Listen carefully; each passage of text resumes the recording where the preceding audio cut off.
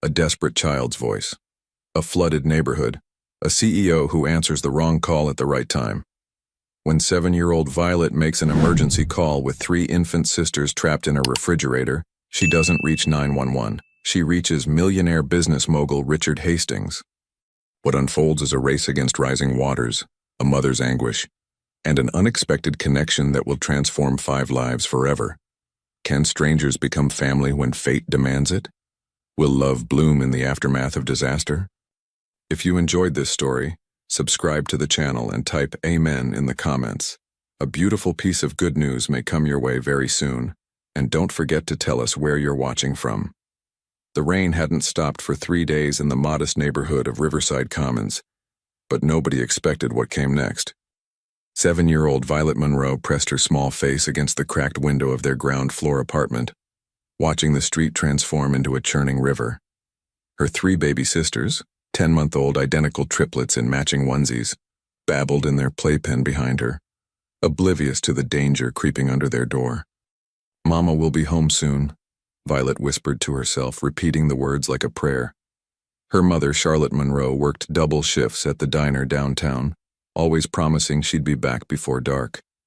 But dark had come early today, brought by clouds so heavy they seemed to press against the earth itself. The water was ankle-deep inside now. Violet's heart hammered as she splashed toward her sisters. The triplets, Daisy, Poppy, and Rose, looked up at her with identical blue eyes, still smiling despite the cold water soaking their blankets. At 7 years old, Violet had learned to be the second mother in this house, the one who changed diapers when Mama was too exhausted, who heated bottles at midnight, who sang lullabies in a voice still learning its own strength.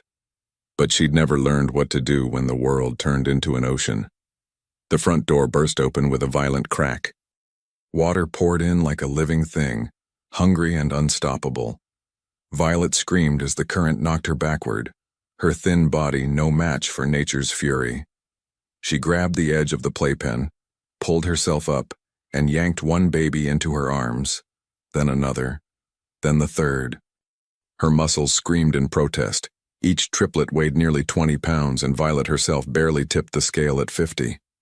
"Think, think, think," she muttered through chattering teeth. The water was knee-deep now, rising with terrifying speed. The apartment was flooding fast, and she couldn't carry all 3 babies at once. She couldn't swim. The door was blocked by the current. The windows were too high for a child to reach. Then she saw it, their old refrigerator in the corner of the kitchen, its door hanging open like a mouth. The appliance had stopped working months ago.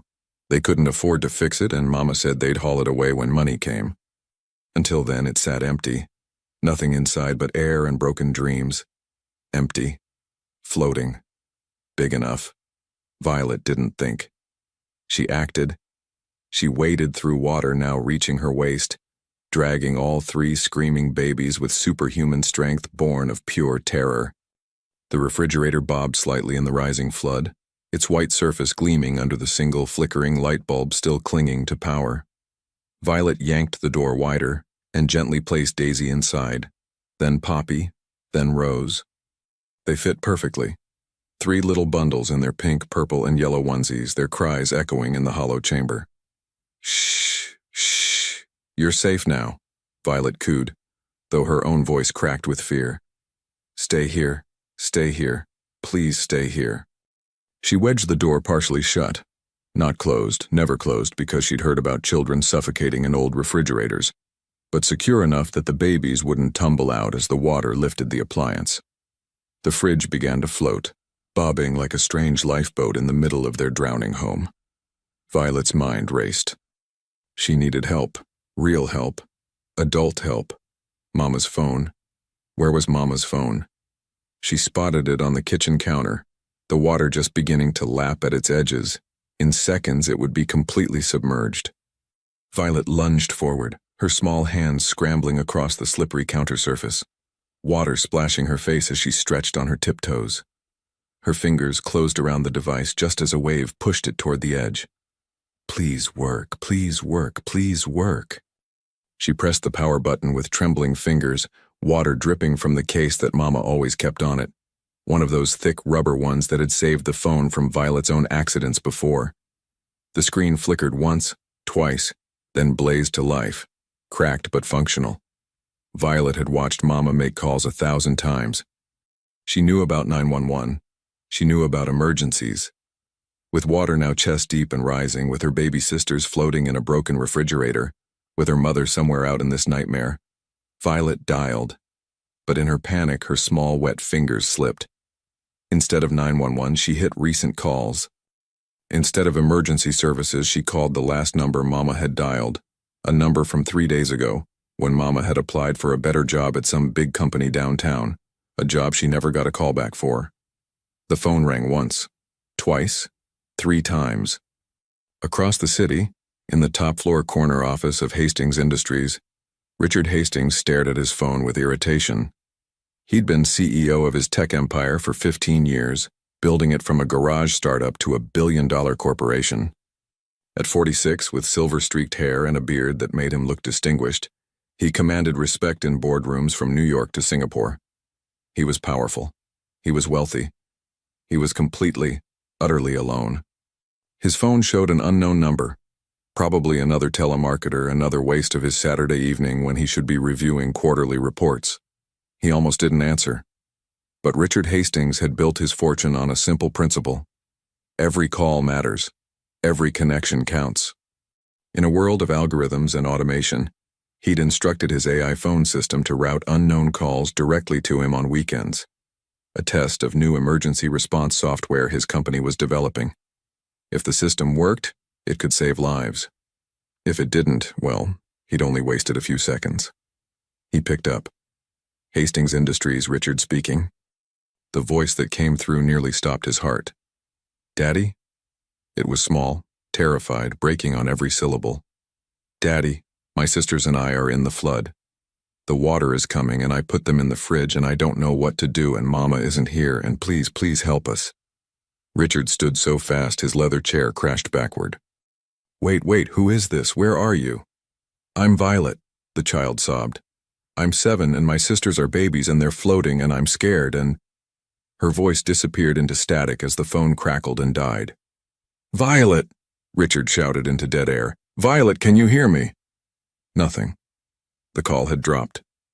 But he'd heard enough. A child, babies, a flood, and she'd called him Daddy. Richard's mind spun. He had no children. He'd never married, never found the right woman, never made time for anything except building his empire.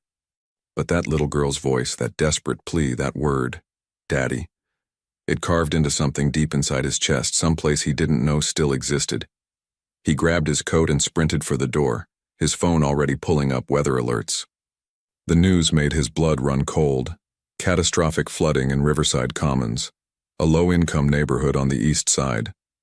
Emergency services overwhelmed, roads impassable, evacuations underway but chaotic and incomplete. Riverside Commons, where desperate mothers worked double shifts, where old refrigerators stayed because hauling them cost money nobody had, where a 7-year-old girl was alone with 3 babies in a flood. Richard had the system trace the call. The number led to a Charlotte Monroe, address 247 Riverside Commons, apartment 1B. He was already in his car, a sleek black Range Rover built for any terrain, when the rational part of his brain tried to intervene. This wasn't his problem. This wasn't his child. He should call the authorities and let them handle it. But that voice, Daddy, my sisters and I are in the flood. No child should sound that terrified. No child should be that alone. Richard Hastings had built an empire on being ruthless, efficient, emotionless. But in that moment, listening to the echo of a little girl's desperate plea, something cracked in the armor he'd worn for decades. He pressed the accelerator and drove toward the flood like a man possessed, not knowing he was racing toward the moment that would change his entire life, and not knowing that in the drowning darkness of Riverside Commons, a beautiful, desperate mother was also racing through rising waters, screaming the names of 4 daughters she thought she might never see again. The storm raged on. The water kept rising. And in apartment 1B, Violet Monroe clung to a floating refrigerator and whispered prayers to a god she hoped was listening, while 3 baby sisters slept inside their strange ark, dreaming innocent dreams while while the world drowned around them. The water had reached Violet's shoulders when she heard the first sounds of rescue, but they weren't the sirens she'd hoped for. They were the desperate, raw screams of a mother who'd just arrived home to find her entire world submerged. "Violet! Daisy! Poppy! Rose!" Charlotte Monroe's voice cut through the storm like a knife through silk. She'd run 7 blocks through waist-deep water after the bus stopped running, had abandoned her shoes somewhere in the 3rd block, had scraped her knees bloody climbing over a fallen tree in the 5th.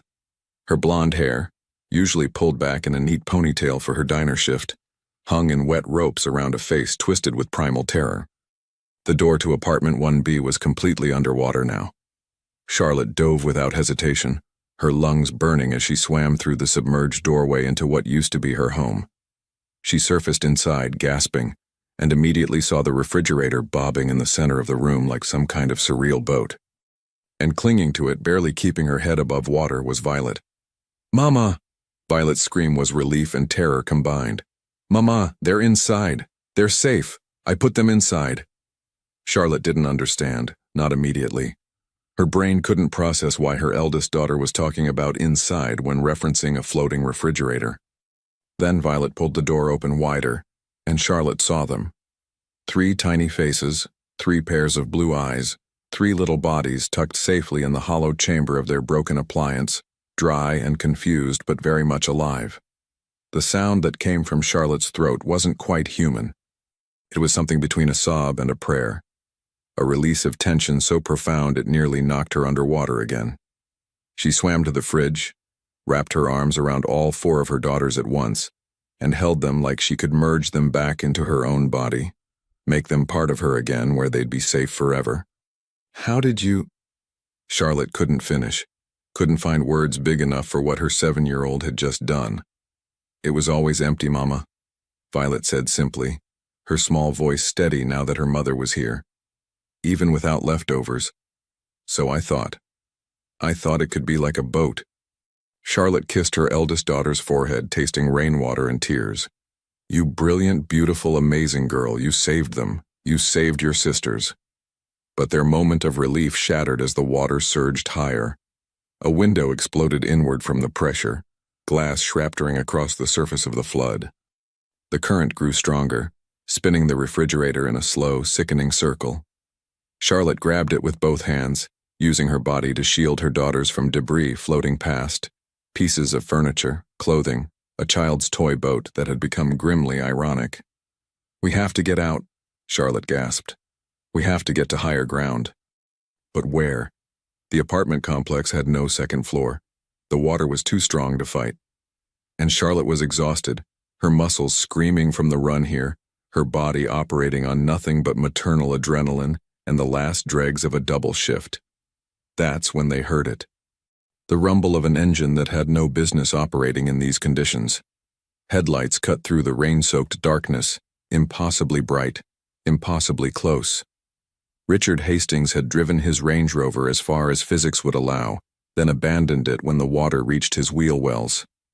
He'd waded the last 3 blocks, his expensive suit ruined, his Italian leather shoes destroyed, his carefully maintained appearance completely obliterated by mud and rain. None of it mattered. The only thing that mattered was a little girl's voice saying, "Daddy," and the address burning in his mind. 247 Riverside Commons, 1B. He'd brought rope, emergency flares, a waterproof flashlight, the kind of equipment his survival-obsessed assistant always insisted he keep in his vehicle, equipment he'd mocked as paranoid excess until exactly this moment. "Violet!" he shouted into the darkness. "Violet Monroe!" Inside the apartment, Violet's head snapped up. "That's him, Mama!" "That's the man I called."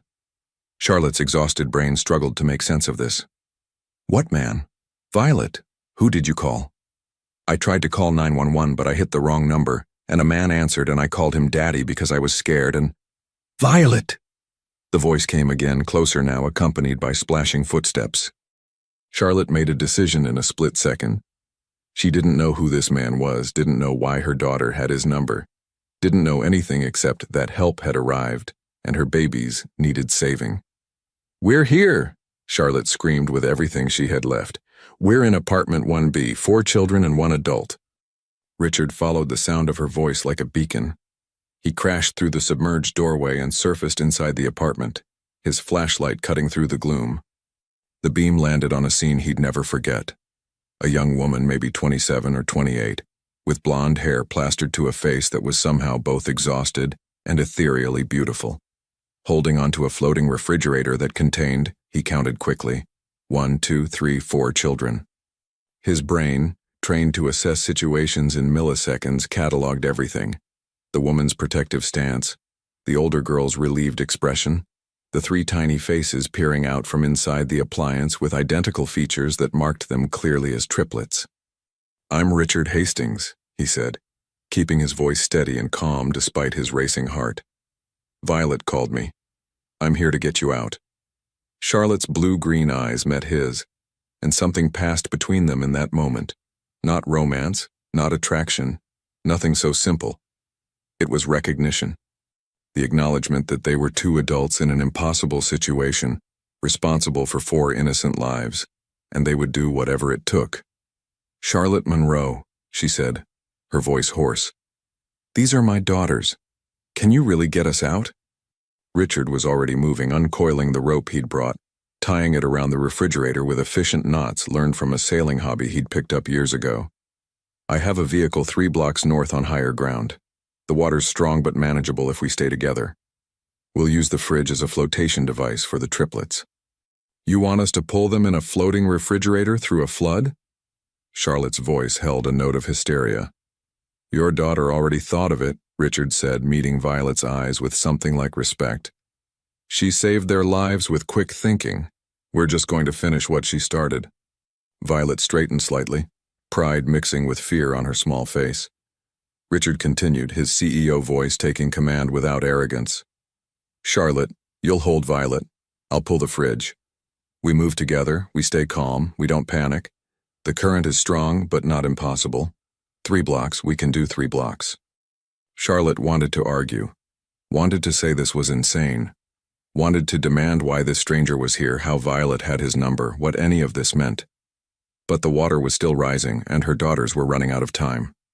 "Okay," she whispered. "Okay, 3 blocks."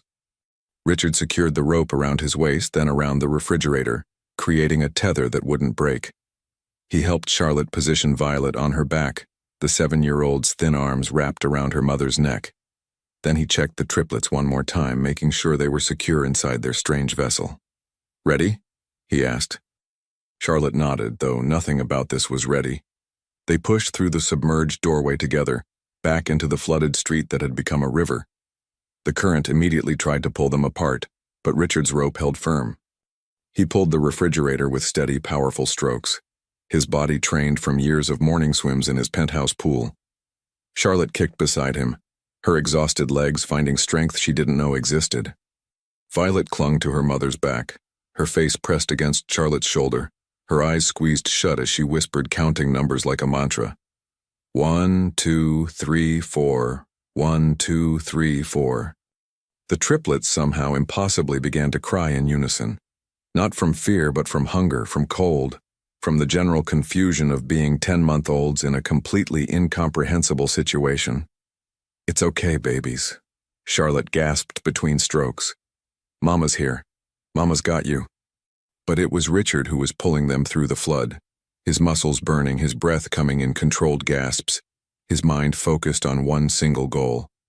3 blocks. Just 3 blocks. They passed submerged cars, floating furniture, a child's bicycle tangled in a tree branch. The disaster was everywhere, but Richard kept his eyes forward, kept pulling, kept moving. 2 blocks, 1 block. Then they saw it. Richard's Range Rover.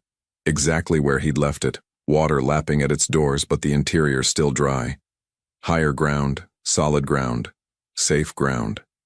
Richard hauled the refrigerator onto the concrete with the last of his strength, then helped Charlotte drag Violet up beside it. Together, they pulled the triplets free from their makeshift ark, 3 wet, crying, beautiful babies who'd just survived the impossible. Charlotte collapsed onto the concrete, all 4 daughters in her arms, sobbing with relief so profound it shook her entire body. Violet wrapped her small arms around her mother and sisters, creating a cocoon of family, of survival, of love. Richard stood nearby, water streaming from his ruined suit, and watched them. 5 people he didn't know. 5 lives he just helped save. And when Charlotte looked up at him with eyes full of tears and gratitude and something deeper, he felt something shift in his carefully controlled world. "Thank you," she whispered. "Thank you doesn't even start to cover it, but thank you." Richard knelt down beside them, and for the first time in 15 years of ruthless business dealings, his voice cracked with genuine emotion. "Violet called me daddy when she was scared. I've never been anyone's daddy. But in that moment, I couldn't not come." Charlotte's breath caught. Violet looked between her mother and this strange man who'd appeared like a miracle, and in her child's wisdom, she said exactly what everyone was thinking, but nobody dared to say. "Maybe you could be our daddy for real." The question hung in the air between them, impossible and perfect, as the storm finally began to ease and the first responders' sirens started to wail in the distance. Richard met Charlotte's eyes across 4 shivering little girls, and neither of them looked away. The emergency shelter was chaos wrapped in bureaucracy and tied with exhaustion. Richard had driven them there in his Range Rover, the triplets crying in Charlotte's lap. Violet pressed against the window, watching her world transform into a disaster zone. The Red Cross had set up operations in the high school gymnasium, with rows of cots and tables piled with donated clothing and volunteers serving hot soup from industrial-sized containers. Charlotte stood in the registration line with her daughters, trying to answer questions from a well-meaning volunteer who kept asking for documentation she didn't have. Insurance cards that were underwater in her apartment, birth certificates that were pulp by now, identification that was probably floating somewhere in Riverside Commons. She felt like a ghost of herself, a woman made of exhaustion and gratitude and fear. Richard hadn't left.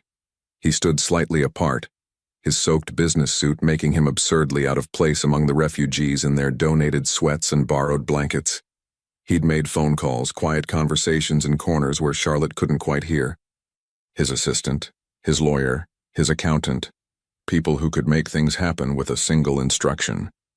"Ma'am, without proper ID, we can't process emergency funds," the volunteer was saying apologetically. "Maybe if you have a relative who can verify." "I'll handle it." Richard's voice cut through the noise like a knife through butter. He approached with a checkbook, an actual physical checkbook, because men like Richard Hastings still existed in a world where paper meant something, and wrote a number that made the volunteer's eyes widen. "Mr. Hastings, that's really not necessary," Charlotte began. "You need clothes. The babies need formula, diapers, everything. Your apartment is destroyed. You have no documentation." Richard's voice was calm, factual, the CEO analyzing a problem and implementing a solution. "Consider this a loan if it makes you feel better, but right now, your daughters need care." Charlotte wanted to argue. Wanted to maintain her pride, her independence, the fierce self-reliance that had kept her going through 2 years of single motherhood after her husband's death. But Violet was shivering in wet clothes, and the triplets needed changing, and she was so tired she could barely stand. "Alone," she agreed quietly. "I'll pay you back. We'll discuss terms later." Richard handed the check to the volunteer. "Get them whatever they need." Over the next hour, Richard watched as Charlotte transformed into a mother in survival mode.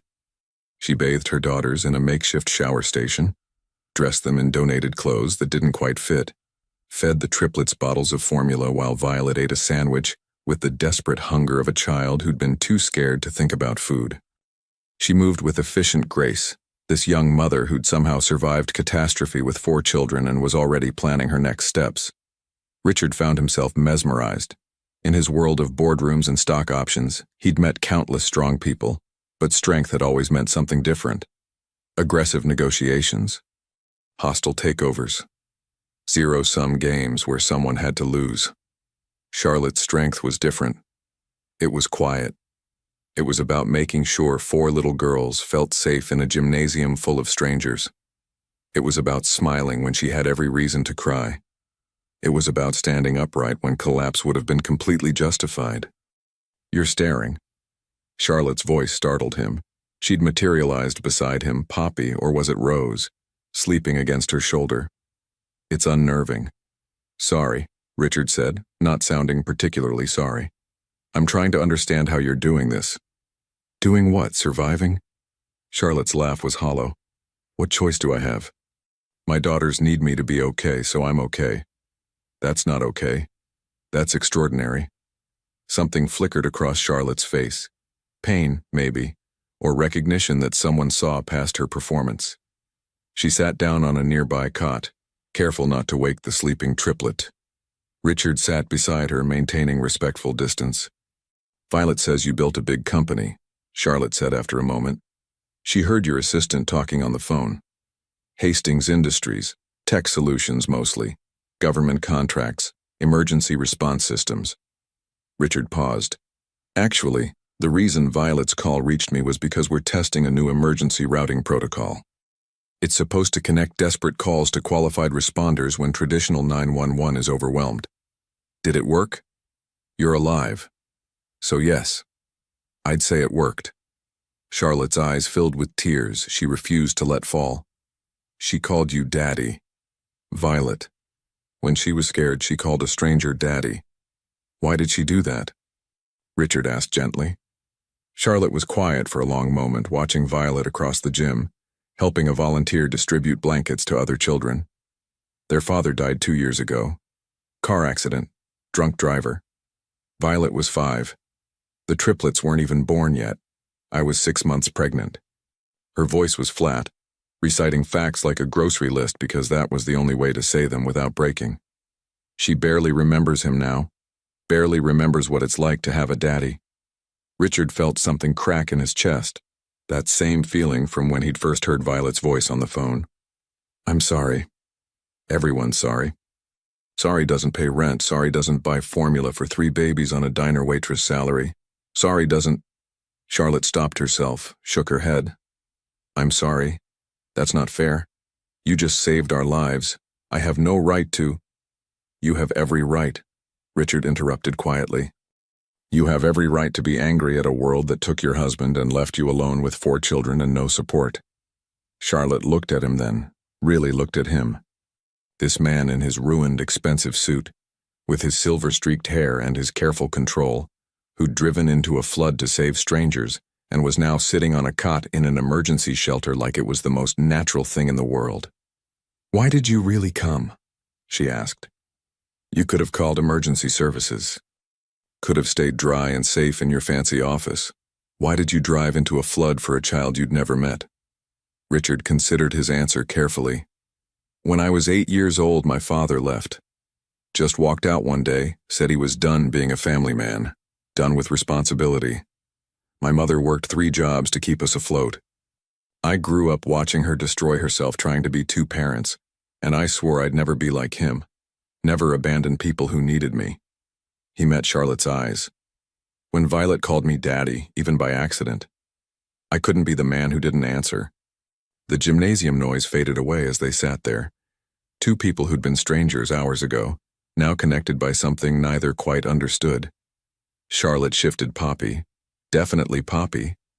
Richard was starting to recognize the slight difference in the triplets' faces, to her other shoulder. I don't know what happens next, Charlotte admitted. My apartment is destroyed. I have 4 daughters and no home. My job at the diner might not even exist anymore if the flooding hit downtown. I've been hanging on by my fingernails for 2 years, and now you don't hang on alone. The words came out before Richard could stop them, before his rational CEO brain could veto his irrational heart. I have resources, space, the ability to help. Charlotte stiffened. I don't need charity. Not charity, partnership. Richard's mind was already racing, already solving problems like they were business challenges. You need a place to stay. I have a home with empty rooms. You need employment. I have a company with positions that pay actual living wages. Your daughters need stability. I can provide that. Why? Charlotte's voice was sharp with suspicion. Why would you do this? You don't know us. What do you get out of it? Richard was silent for a long moment, watching Violet help a smaller child reach a box of crackers. her natural compassion shining through despite her own trauma. Honestly, I don't know. But I know that 3 hours ago, a 7-year-old girl saved her sisters with quick thinking and courage. I know her mother has worked herself to exhaustion trying to give them a good life, and I know that I have the means to help and no reason not to. People don't just help for no reason, Charlotte said bitterly. Not in my experience. Then let's call it an experiment. Richard turned to face her fully. I have a 3-month sabbatical starting next week. My board insisted I take time off, said I was working myself to death. I was planning to spend it alone in my apartment, probably working anyway. Instead, let me spend it helping your family get back on your feet. 3 months. A loan, an investment, whatever terminology makes you comfortable. At the end, you decide if you want to continue the arrangement or strike out on your own with resources to do so. Charlotte studied his face, looking for the angle, for the catch, for the inevitable strings attached. And what do you want in return? Richard smiled sadly. To not be the man who walked away. Before Charlotte could respond, Violet appeared beside them, her small face serious. Mama, the babies need changing and the volunteer says we can have a cot in the family section, but there's only one, and I don't know how we'll all fit. Richard stood. I have a better idea. I have a car outside with working heat. We can drive to my home, get everyone settled properly. You can make decisions about the future tomorrow. Charlotte wanted to refuse, wanted to maintain her boundaries, her pride, her fierce independence. But she looked at Violet's exhausted face and heard Rose starting to fuss from across the gym, and felt Poppy's cold little body against her shoulder, and she made the same calculation she'd been making for 2 years. Her daughters came first. Always. Even if it meant accepting help from a stranger. One night, she said firmly. We'll stay one night and tomorrow we'll figure out something more permanent. Richard nodded, knowing that one night would turn into more, knowing that Charlotte knew it too but needed the fiction of temporariness to maintain her dignity. One night. My car is outside. They gathered the triplets, collected the donated supplies the volunteers had assembled, and walked out of the chaos into the clearing night. The rain had stopped. The stars were beginning to emerge, and as Richard opened the door of his Range Rover for this makeshift family, he felt something he hadn't felt in 15 years of ruthless success. He felt like maybe, just maybe, he was doing something that actually mattered. Charlotte settled into the passenger seat, Violet and the triplets secured in the back. Richard had made a single phone call, and emergency car seats had appeared within minutes. The kind of casual display of power that would have seemed ostentatious if it weren't so desperately needed. As they drove through the disaster zone toward whatever came next, Charlotte glanced at this stranger who'd become their unlikely savior. Why did you really answer her call? She asked quietly. Richard kept his eyes on the road. Because nobody answered mine when I was 8 years old and my father walked away. Because I've spent 46 years building an empire, and I've never once felt as important as I did pulling a floating refrigerator through a flood. Because Violet called me Daddy, and for one perfect moment, I understood what I've been missing my entire life. The confession hung in the air between them, raw and honest and terrifying. Charlotte reached over and squeezed his hand briefly. Thank you for answering. Richard squeezed back, then returned his hand to the wheel, but something had shifted. Something had begun. In the back seat, Violet watched the city lights blur past the window and held her sleeping sisters close. And in her child's heart, she knew with perfect certainty that the man driving them through the night was going to be important. She didn't know how yet, didn't understand the complexity of what was unfolding. But she'd saved her sisters with a refrigerator and called a stranger for help, and miraculously, impossibly, he'd come. If that wasn't magic, Violet didn't know what was. Richard's penthouse apartment occupied the entire 42nd floor of the Hastings Tower in downtown Manhattan, with floor-to-ceiling windows that offered a view of the city that looked like a painting. Charlotte stepped through the private elevator doors carrying Daisy, with Violet holding her hand and Richard behind them with Poppy and Rose, and felt like she'd walked into another dimension. The space was massive, modern, and utterly masculine, all steel and glass and dark leather, with abstract art on the walls that probably cost more than Charlotte had earned in her entire lifetime. It was beautiful. It was intimidating. It was completely, utterly wrong for four little girls who needed warmth and softness and home. I know it's not exactly child-friendly, Richard said, reading her expression with uncomfortable accuracy. I've never had children here. Never had anyone here, really, except business associates. Charlotte set Daisy down carefully on the pristine white sofa, watching the 10-month-old immediately grab a designer throw pillow with sticky fingers. She waited for Richard to flinch, to protest, to reveal the inevitable irritation of a wealthy man whose perfect space was being invaded by messy reality. Instead, Richard knelt down beside Daisy and gently retrieved the pillow, replacing it with a soft blanket from a closet. Here, princess. This is better for you. Princess. The word was so natural, so unconscious, that Charlotte felt something twist in her chest. Violet had already discovered the windows, her small face pressed against the glass as she looked out at the glittering city 42 floors below. Mama, look. You can see everything. You can see the whole world. Not quite the whole world, Richard said with a small smile. But close enough. The triplets, released from their car seats and given freedom to explore, immediately began crawling across the expensive hardwood floors, leaving trails of formula and baby drool in their wake. Rose pulled herself up on the coffee table, glass and chrome probably worth thousands, and knocked over a sculptural centerpiece that Richard caught before it shattered. I should get them contained, Charlotte said quickly, her voice tight with embarrassment.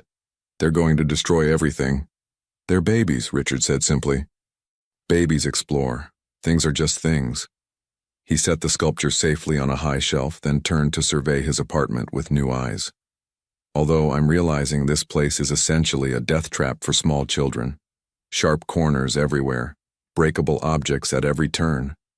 He pulled out his phone and made a call, his voice taking on that CEO efficiency Charlotte was starting to recognize. Jessica, I need you to arrange something. Emergency childproofing for my apartment. Corner guards, outlet covers, safety gates, everything. And furniture, cribs, changing tables, actual beds. Yes, tonight.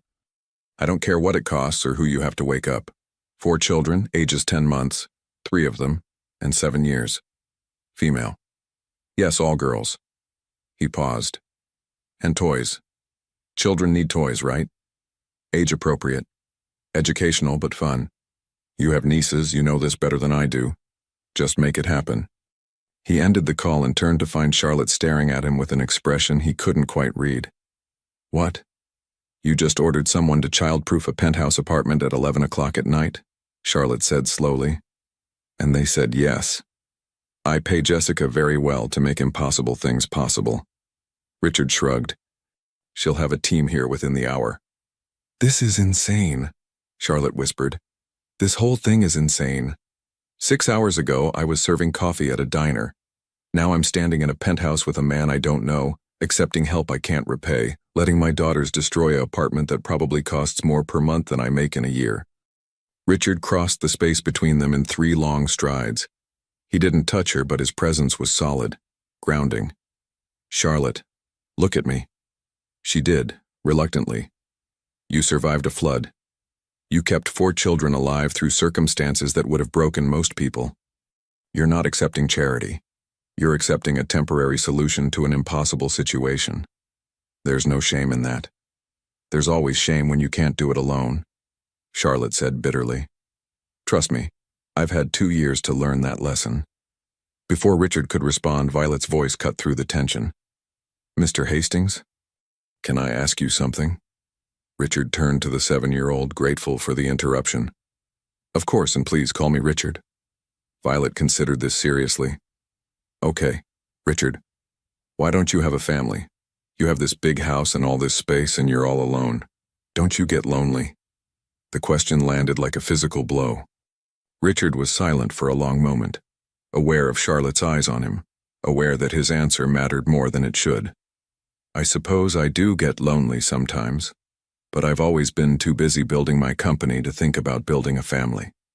That's sad, Violet said with the brutal honesty of childhood. Work is important, but family is more important. That's what Mama always says. Your Mama is very wise, Richard said softly. She is, Violet agreed. And you saved us, so I think maybe you could be part of our family now, if you want. We have room for a daddy. The silence that followed was deafening. Charlotte looked like she wanted the floor to open and swallow her. Richard looked like he'd been offered something precious and terrifying and completely impossible. "Violet, honey," Charlotte began, her voice strained. "That's not how families work. You can't just adopt random people because they helped you." "Why not?" Violet's logic was unassailable. "You always said family is people who love you and take care of you. Richard came into a flood to save us. That sounds like love to me." Richard knelt down to Violet's level, his expensive suit still damp and ruined, his carefully controlled CEO persona completely shattered.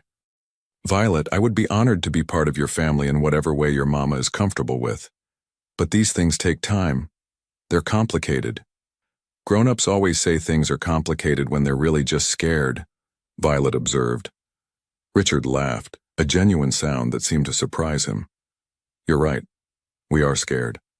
Change is scary, even when it's good change." "Were you scared in the flood?" Violet asked. "Terrified," Richard admitted. "But I came anyway." "Then maybe you should be scared of being our family but do it anyway," Violet said with 7-year-old wisdom that cut straight to the truth. The doorbell chimed before anyone could respond, the elevator opening directly into the penthouse because, of course, Richard Hastings didn't have normal hallways or doors like regular people.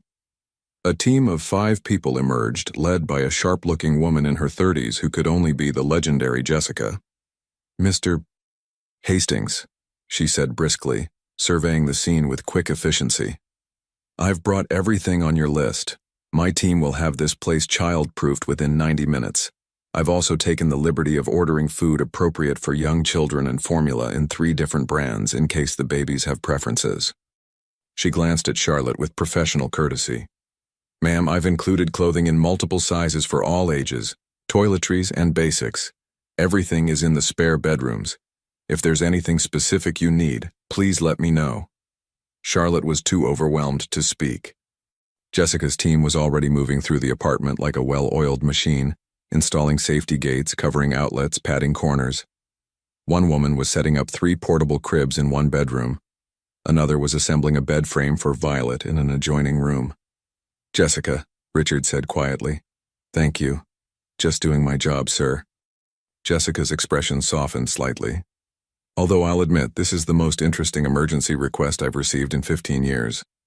Over the next 2 hours, Richard's sterile bachelor penthouse transformed into something that vaguely resembled a home for small children. The transformation was imperfect. Designer furniture doesn't suddenly become cozy just because you add safety padding. But it was functional. The triplets had cribs. Violet had a bed. Charlotte had a guest room with an actual door that locked, a bathroom with a soaking tub, and privacy she hadn't experienced in 2 years. By 1 in the morning, all 4 girls were finally, miraculously asleep. Charlotte stood in the hallway between their rooms, listening to the sound of her daughter's breathing, and felt tears streaming down her face that she couldn't quite explain. Richard found her there, 2 mugs of tea in his hands. He offered her one silently. "I don't know how to do this," Charlotte whispered. "I don't know how to accept help. I don't know how to trust a stranger. I don't know how to—" Her voice broke.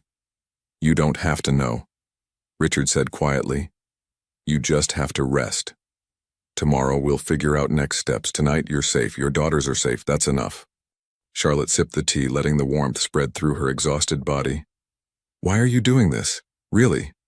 Not the PR answer? Not the noble explanation? What do you actually get out of helping us?" Richard was quiet for a long moment, staring into his own mug like it held answers. "When I was building my company, I told myself success meant never needing anyone. Independence meant strength.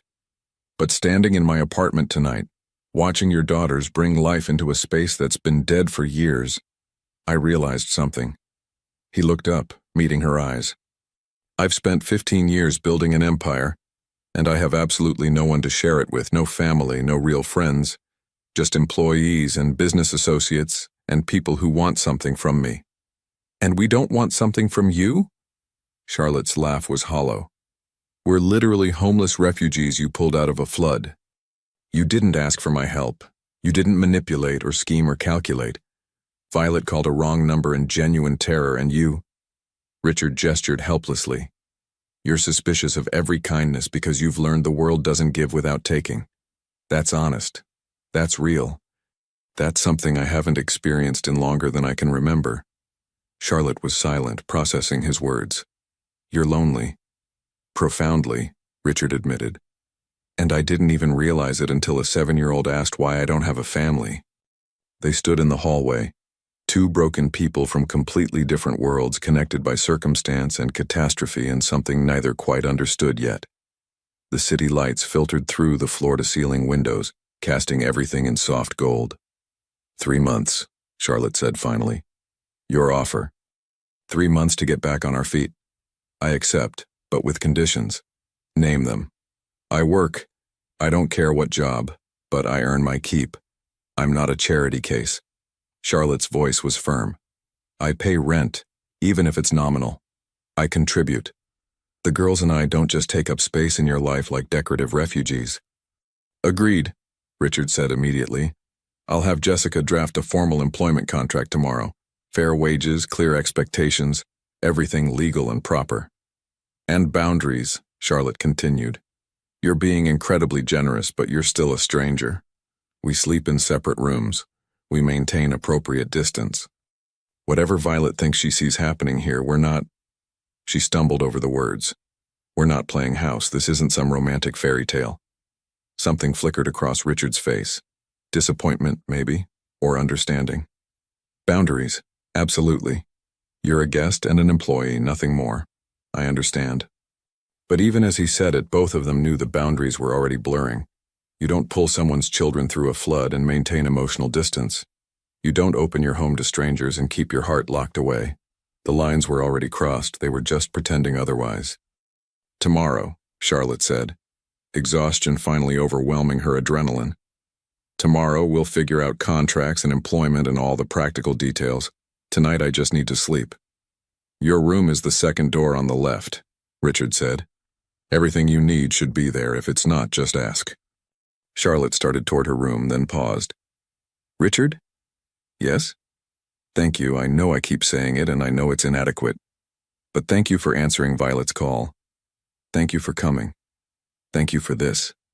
She gestured at the transformed apartment. You didn't have to, and you did anyway. That matters. Richard watched her disappear into the guest room, heard the door click shut, and stood alone in his hallway that didn't feel quite so empty anymore. He should go to bed. Should sleep off the adrenaline and exhaustion. Should let his rational mind reassert control over whatever madness had possessed him to bring a family of strangers into his carefully controlled life. Instead, he walked quietly to the room where Violet slept, watched her small chest rise and fall with peaceful dreams, and whispered into the darkness, Thank you for calling me Daddy, little one. Thank you for giving me a reason to answer. Across the hall, Charlotte lay awake in luxury sheets, staring at an unfamiliar ceiling, and wondered what she'd just agreed to. 3 months with a stranger, 3 months of borrowed safety, 3 months to rebuild a life from the wreckage of disaster. 3 months that would change everything, though she didn't know it yet.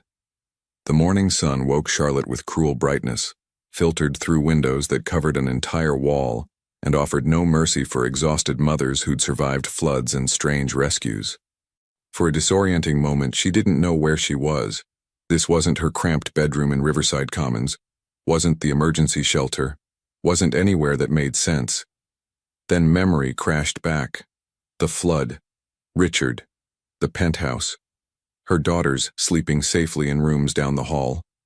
Charlotte sat up slowly, her body aching in places she didn't know could ache. Muscles punished by swimming through floodwater while carrying children.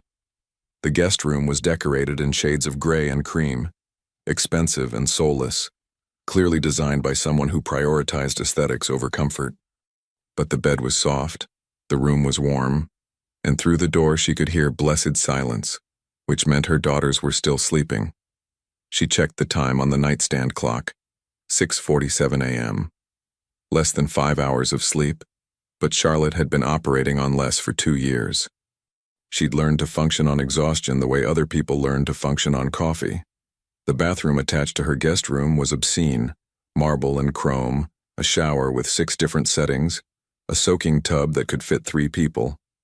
Charlotte showered quickly, using expensive soaps that smelled like cedar and bergamot, trying not to calculate how much each bottle probably cost. She dressed in the clothes Jessica had provided, jeans that fit perfectly, a soft blue sweater, undergarments that were brand new and exactly her size. Everything fit, everything matched. It was both thoughtful and deeply unsettling that a stranger's assistant knew her measurements after a single glance. Charlotte found Richard in the kitchen, a massive chef's kitchen with appliances that looked like they'd never been used and enough counter space to feed an army. He was attempting to make breakfast, judging by the eggs scattered across the granite countertop and the pan smoking slightly on the stove. "I don't actually cook," Richard admitted without turning around. "I have a meal service that delivers prepared food, but children need breakfast and I thought—" He gestured helplessly at the chaos. Despite everything, Charlotte smiled. "You saved 4 people from a flood, but you can't make scrambled eggs?" "Different skill sets," Richard said defensively. "Emergency rescue I can do. Domestic tasks, not so much." Charlotte moved past him, turning down the heat on the stove and salvaging what she could from his culinary disaster. "Go sit down. I'll handle breakfast. This is your home now, you don't have to—" "It's not my home," Charlotte interrupted firmly. "It's your home that you're generously letting us stay in temporarily. There's a difference. And I told you last night, I work for my keep. Making breakfast for my daughters and the man who saved them is the least I can do." Richard retreated to the island counter, watching as Charlotte moved through his kitchen with efficient competence. She'd clearly cooked in worse conditions. The diner, probably, where she'd worked double shifts for wages that barely covered rent. Within 10 minutes, she'd produced actual scrambled eggs, toast, and sliced fruit arranged on plates that Richard hadn't even known he owned. "That's impressive," Richard said honestly. "That's survival," Charlotte corrected. "You learn to cook fast and efficiently when you have 4 mouths to feed and 10 minutes to do it." They ate in comfortable silence until the patter of small feet announced Violet's arrival. The 7-year-old appeared in the kitchen doorway, wearing dinosaur pajamas that Jessica had somehow procured, her hair a blonde tangle around her sleep-creased face. "Mama?" Violet's voice was small, uncertain. "I woke up and didn't know where I was and I got scared." Charlotte was on her feet immediately, gathering her daughter into her arms. "I'm here, baby. We're at Richard's home, remember? We're safe." "The flood," Violet whispered. "I dreamed about the water and the babies in the fridge and—" "Shh, it's over. Everyone's safe. Your sisters are still sleeping. You were so brave, Violet. So brave." Richard watched this small moment of maternal comfort, this intimate reassurance, and felt like an intruder in his own kitchen. This was what family looked like. The messy, unglamorous, essential work of making children feel secure. He'd never experienced it as a child, never provided it as an adult, never even considered what he was missing. Until now. Violet pulled back from her mother's embrace and looked at Richard with serious eyes. "Richard, can I ask you something?" "Always." "Are you going to make us leave? When Mama finds a new place and gets money, are you going to make us go away?" The question punched the air from Richard's lungs. Charlotte tensed, clearly preparing to intervene, to explain about temporary arrangements and appropriate boundaries. Richard knelt down to Violet's level, his expensive suit creasing against the hardwood floor. "Violet, listen to me very carefully. I am never, ever going to make you leave if you don't want to go. If your mama decides she wants to find her own place, I will help her do that and I'll make sure you're taken care of. But you're not being kicked out. Not now, not ever. That's a promise." "What if Mama wants to stay?" Violet asked with the directness only children possess. "What if we like it here and you like having us and nobody wants to leave?" Richard glanced up at Charlotte, who looked like she wanted the floor to swallow her. "Then we'd figure out what that looks like, together, as a family." The word hung in the air, family, more terrifying and more essential than any business deal Richard had ever negotiated. The moment shattered as the triplets began crying in unison, their synchronized wailing echoing through the penthouse like an alarm system. Charlotte was already moving, but Richard stood up and gently caught her arm. "Let me," he said. "I need to learn this eventually, right?" Charlotte hesitated, then nodded. Richard walked down the hall to the nursery, When had he started thinking of it as a nursery instead of the spare bedroom? And opened the door to find 3 identical faces red and screaming from their cribs. He'd faced hostile board meetings, aggressive competitors, billion-dollar negotiations. But 3 crying babies were somehow more intimidating than all of it combined. Okay, Richard said to himself. Babies. You're just tiny humans with needs. I can figure out tiny humans.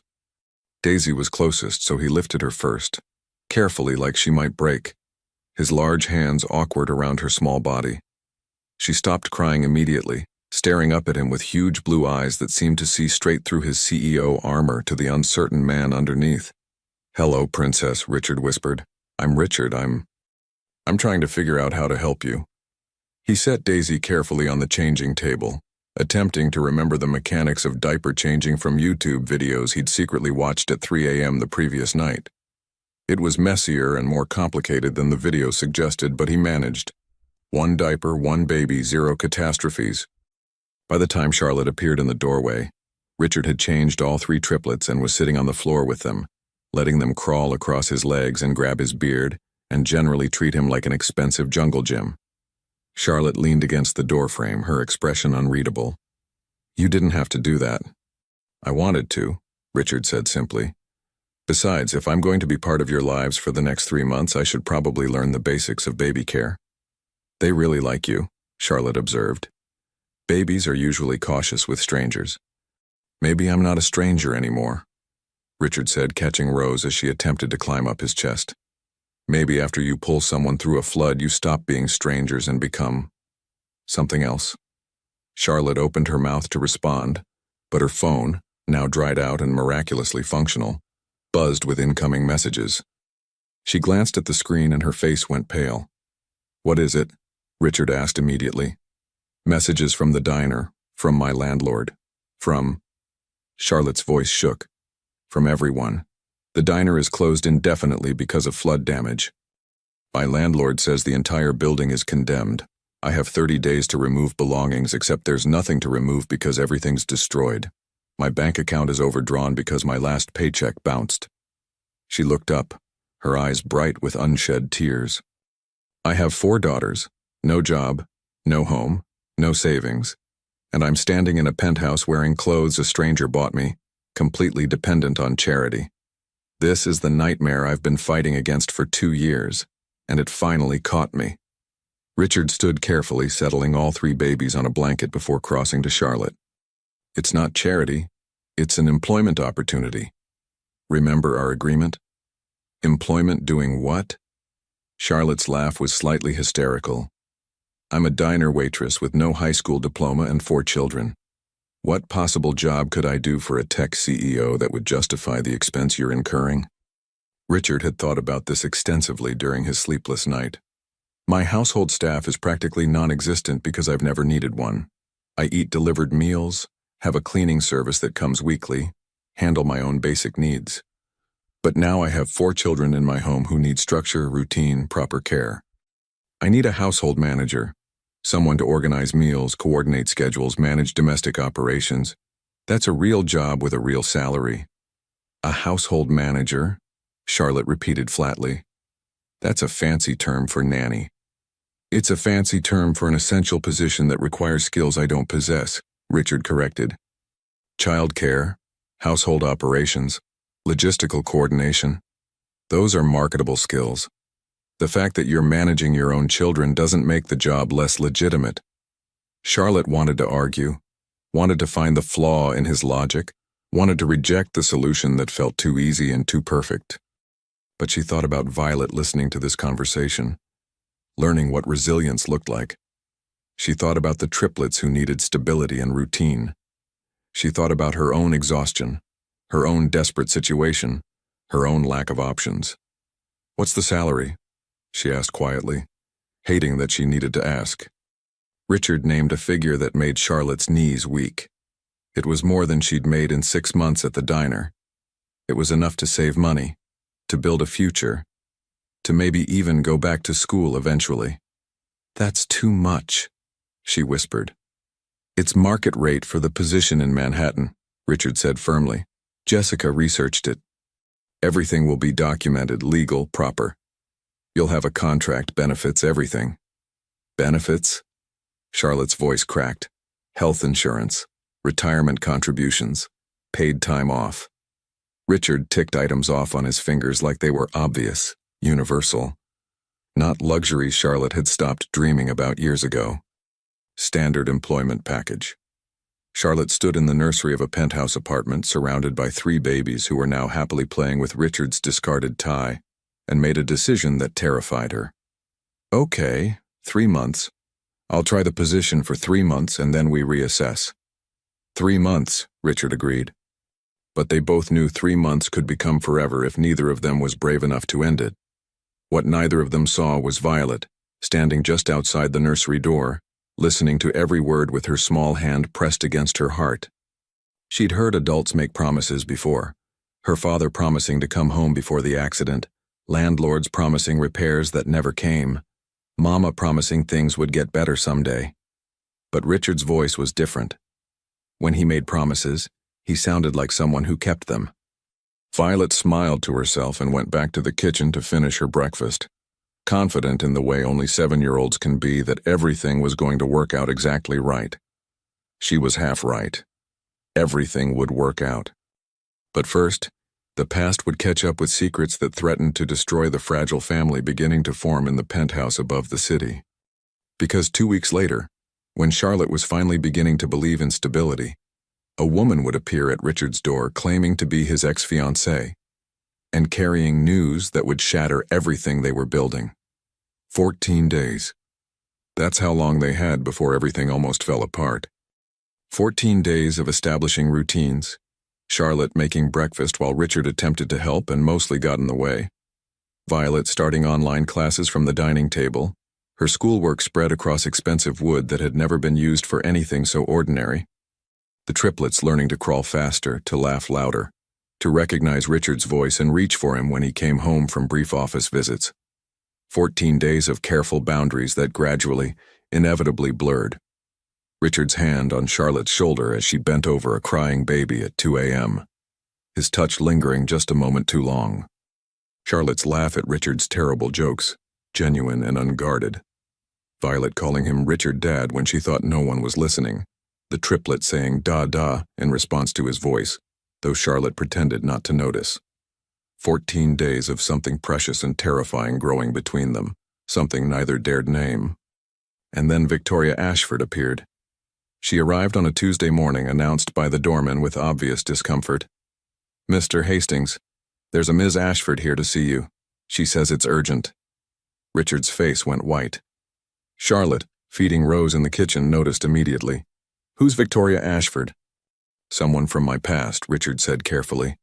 "Someone I thought I'd never see again." He went to the private elevator and Charlotte watched a woman emerge who looked like she'd stepped out of a fashion magazine. Mid-30s, immaculately dressed in a designer suit that probably cost more than Charlotte's yearly salary at the diner. Dark hair, sharp features, calculating eyes that swept the penthouse with obvious disdain. "Richard," Victoria said, her voice smooth as silk and twice as dangerous. "I see you've made some interesting life changes since I left." "Victoria." Richard's voice was carefully neutral. "What do you want?" Victoria's eyes landed on Charlotte, still holding Rose, wearing casual jeans and a sweater, clearly belonging in this domestic scene. "I want to talk to you, privately, about us." "There is no us," Richard said firmly. "There hasn't been an us for 3 years." 3 years, 2 months, and 17 days since I left, Victoria corrected. "Since you chose your company over our relationship. Since you made it clear that nothing mattered more than Hastings Industries." Her gaze flicked to Charlotte again. "Though I see you've found time for a family now. How convenient." Charlotte felt something cold settle in her stomach. This woman was Richard's ex, not just any ex, but someone who clearly had unfinished business. Someone who looked at Charlotte like she was an obstacle to be removed. "Violet," Charlotte called quietly. "Take your sisters to the playroom, please." Violet appeared instantly, her young face worried but obedient. She gathered the triplets with practiced efficiency, casting a long look at Victoria that was surprisingly hostile for a 7-year-old, then disappeared down the hall.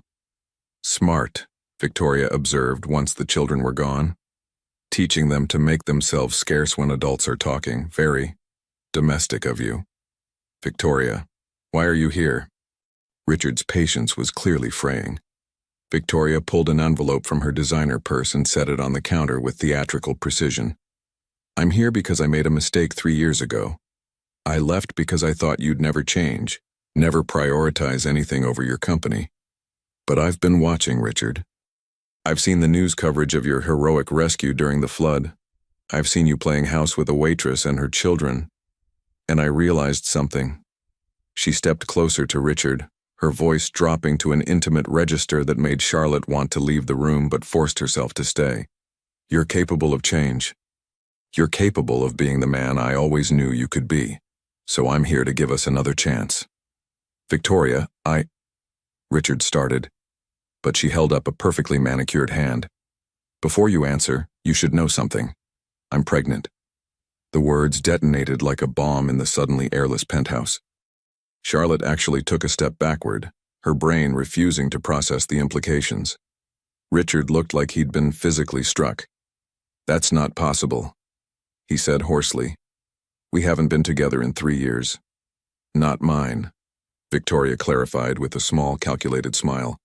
My fiancé's. Well, ex-fiancé now. I left him 2 weeks ago when I realized I was carrying his child and couldn't imagine raising a baby with anyone except you. She moved closer to Richard, her hand resting lightly on his arm. I know it's complicated, but think about it, Richard. You've always wanted a family. Now you can have one. With me. With a woman from your own world, not some charity case you rescued from a flood. Charlotte's vision went red. Before her rational brain could intervene, she was moving, crossing the kitchen to stand directly in front of Victoria with barely controlled fury. Get out, Charlotte said quietly. Get out of this home right now. Victoria laughed, a brittle sound. Excuse me, I don't take orders from the help. I'm not the help, Charlotte said, her voice deadly calm despite the rage vibrating through every cell. I'm the woman raising 4 daughters in this home. I'm the household manager Richard employs. And I'm telling you that you're not welcome here. Richard? Victoria appealed to him, her voice taking on a wounded tone. Are you going to let her talk to me like this? Richard was staring at Charlotte like he'd never seen her before, something fierce and proud blazing in his eyes. Victoria, Charlotte is right, you need to leave. You can't be serious, Victoria said, her composure finally cracking. You're choosing her over me? Choosing a waitress with baggage over a woman from your own social circle? Over a chance at a real family? I have a real family, Richard said quietly, and Charlotte's heart stopped. Maybe not traditional, maybe not what anyone expected, but real. And you don't get to come into their home and insult them. Victoria's face hardened. Fine. But when you get tired of playing house, when the novelty wears off and you remember who you really are, don't come looking for me. I'm offering you legitimacy, Richard. A chance to have children the right way with the right person. Turn that down and you'll regret it. She swept toward the elevator with dramatic flair, then paused at the threshold. Oh, and Charlotte, check the gossip sites. There's already speculation about Richard Hastings' mysterious new family. The media is going to eat you alive when they dig into your background. Single mother, working class, 4 children from a dead husband. They'll paint you as a gold digger who trapped a lonely billionaire. Can you handle that? Can your daughters handle being in the spotlight? The elevator doors closed on Victoria's satisfied smile, leaving behind silence so profound it felt like a physical presence. Charlotte stood frozen, Victoria's words echoing in her mind. The media. Public scrutiny. Her daughters exposed to gossip and judgment and… Don't, Richard said, crossing to her. Don't let her get in your head. That's what she does. Finds vulnerabilities and exploits them. She's right, though, Charlotte whispered. The media will destroy us. They'll say I'm using you. They'll say terrible things about my daughters. Violet will hear it. The triplets will grow up with people thinking their mother is a… She couldn't finish the sentence. The media will say whatever sells papers, Richard said firmly. But the people who matter, the people in this penthouse, we know the truth. And I don't care what anyone else thinks. You should care, Charlotte said desperately. Your company, Your reputation, mean nothing compared to what I've found here. Richard interrupted. Charlotte, look at me. She did reluctantly and found his gray eyes burning with intensity. 14 days ago, you and your daughters came into my life by accident. You've spent every moment since then trying to maintain distance, trying to keep boundaries, trying not to need me. But I need you. The confession seemed to surprise him as much as it surprised Charlotte. I need the sound of the triplets laughing in the morning. I need Violet's terrible jokes at breakfast. I need the chaos and the mess and the constant noise. I need to be needed, Charlotte. And yes, I need you specifically in ways that terrify me, in ways I'm not brave enough to say out loud yet.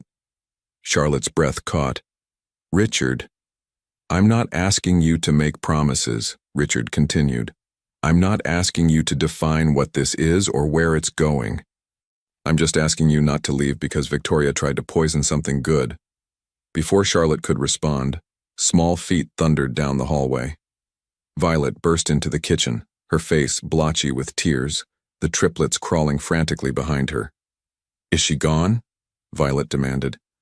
That mean lady who said bad things? Is she gone forever? She's gone, Richard confirmed, kneeling down to Violet's level. And she's not coming back. Good, Violet said fiercely, because you're our Richard dad and she can't have you. Richard froze. You're what? Violet's eyes widened, realizing what she'd said out loud. I call you that sometimes, in my head. Because you're like a dad, but you're Richard too, and I didn't know if I was allowed to call you just dad, so I thought Richard dad was okay, but maybe it's not okay, and Richard pulled her into his arms, cutting off her anxious rambling. When he spoke, his voice was thick with emotion. Violet, you can call me whatever feels right to you. Richard dad is perfect. Just Richard is perfect. Or just dad if you want. I'd be honored either way. Violet pulled back, studying his face seriously. Can I think about it? Calling someone dad is really important. Mama says it's not just a word, it's a promise. It is a promise, Richard agreed. And I'm promising you right now, Violet Monroe, I'm not going anywhere. No matter what anyone says, no matter what happens, I'm here for as long as you and your sisters and your mama want me. Charlotte's vision blurred with tears she'd been holding back for 2 years, for 14 days, for the last impossible hour. She watched Richard with her daughter, watched the triplets crawling to him like he was home base, watched her carefully constructed walls crack and crumble. 3 months, she said suddenly. Everyone looked at her. Our agreement was 3 months. But I don't think I can make it 3 months, Richard. His face fell. Charlotte, if you need to leave sooner, I understand. No, Charlotte interrupted. And now she was crying, really crying, letting it all out. I mean, I can't pretend for 3 months that this is just employment. I can't pretend you're just my boss. I can't pretend my daughters aren't falling in love with you, and I can't. Her voice broke. I can't pretend I'm not falling in love with you too. The confession hung in the air, terrifying and perfect. Richard stood slowly, settling Violet gently aside, stepping toward Charlotte like he was approaching something precious and breakable. Say that again. I'm falling in love with you, Charlotte whispered. And it's terrifying because I barely know you and it's too soon and it's crazy and… Richard kissed her. Not dramatically, not passionately like in movies, but gently, carefully, like she was the most valuable thing he'd ever touched. Charlotte's hands came up to frame his face, feeling his beard beneath her palms, tasting tears, his or hers, she couldn't tell. When they pulled apart, Violet was watching with wide eyes and a growing smile. Does this mean Richard dad is staying forever? If your mama will have me, Richard said, not looking away from Charlotte. If she's brave enough to ignore what people will say and what society will think and just trust that this impossible, crazy, completely unplanned thing between us is real. Charlotte looked around the penthouse that had become a home, at her daughters who were safe and fed and loved, at this man who'd answered a desperate call and changed everything. She thought about Victoria's warnings, about media scrutiny, about all the rational reasons to walk away. Then she thought about Violet's voice on that phone call saying "Daddy" to a stranger who'd come anyway. She thought about second chances and impossible miracles and love that didn't make sense on paper, but felt absolutely right in her heart. 3 months was always too short, Charlotte said finally. How about forever instead? Forever works, Richard agreed, pulling her close again. Forever works perfectly. Violet cheered. The triplets, not understanding but sensing the joy, clapped their tiny hands. And in the penthouse 42 floors above Manhattan, a family that had been born from floodwater and fear and a child's desperate phone call became permanent. There would be challenges ahead. Media attention, public scrutiny, legal paperwork to formalize what they all already knew. There would be Victoria's venomous attempts to undermine them, which Richard's lawyers would eventually handle with quiet efficiency. There would be Violet's teacher asking about her new father, and Charlotte having to explain their unconventional story.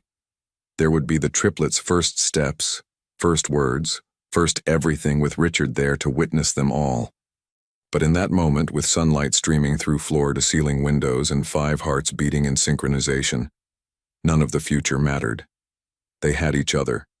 They had survived a flood and found family in its aftermath.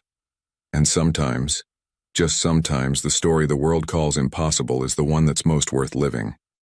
6 months later, Richard would officially adopt all 4 girls with Charlotte's blessing. 1 year later, they would get married in a small ceremony with only people who actually mattered. 2 years later, Charlotte would graduate from community college with a degree in social work, determined to help other single mothers who were drowning like she once had been. But the best moment of all would come 7 years after that flood, on Violet's 14th birthday, when she would stand up at her party and tell the story of how she'd saved her sisters with a refrigerator and called a wrong number that turned out to be exactly right. "I called him Daddy that night," Violet would say, older now but still fearless, "because I was scared and I needed someone to save us. And he did. He came into the flood and he never left. That's what real dads do. They show up, they stay, and they keep their promises." Richard, sitting beside Charlotte with the now 7-year-old triplets climbing on his lap, would wipe tears from his eyes and mouth the words he'd said 1,000 times since that fateful night. "Thank you for calling me Daddy, Violet. Thank you for giving me a family to save." And Charlotte, watching her daughters with the man who'd become their father, not by blood but by choice, would whisper back, "Thank you for answering." Because in the end, that's all any of them had done. Answered a call for help. And in answering, they'd all been saved.